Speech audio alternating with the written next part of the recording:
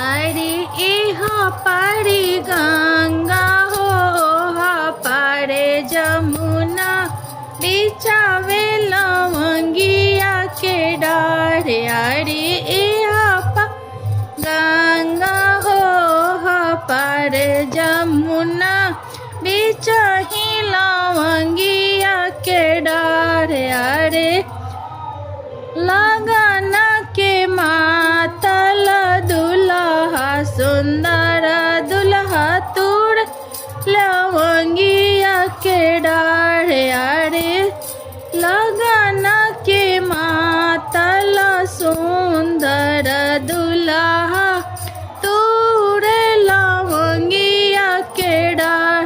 अरे ओही फुलवरिया से निकले मलिन बाबा जी से करेली गोहा।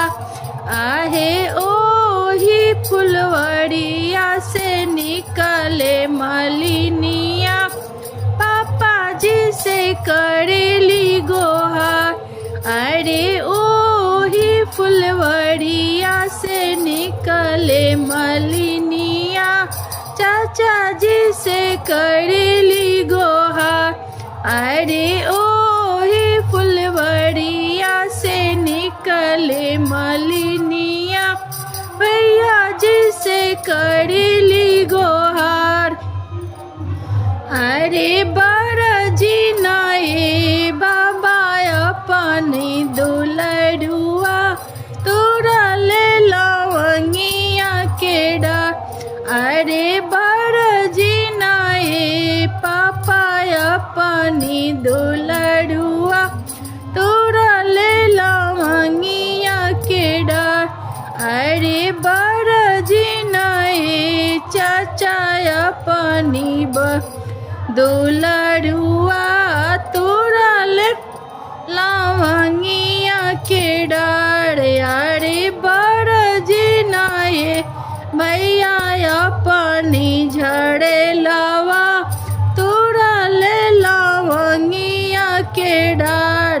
अरे आवे दे हुए मालिन जेठ बई सखवा अपना दुलरुआ के करब बिया। अरे आवे दे हुए मालिन जेठ बई सखवा झड़ेला के करब बिया।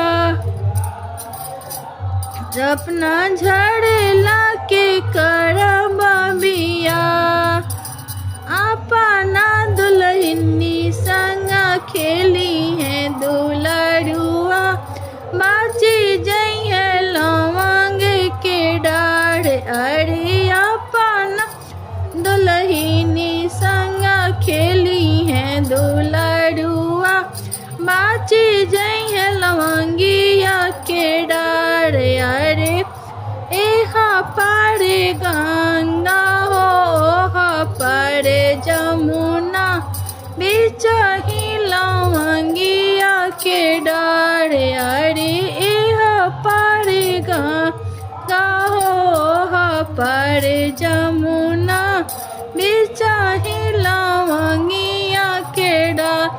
अरे लगन के मातल दुल्हा सुंदर दुल्हा तूड़ लवंगिया के डार।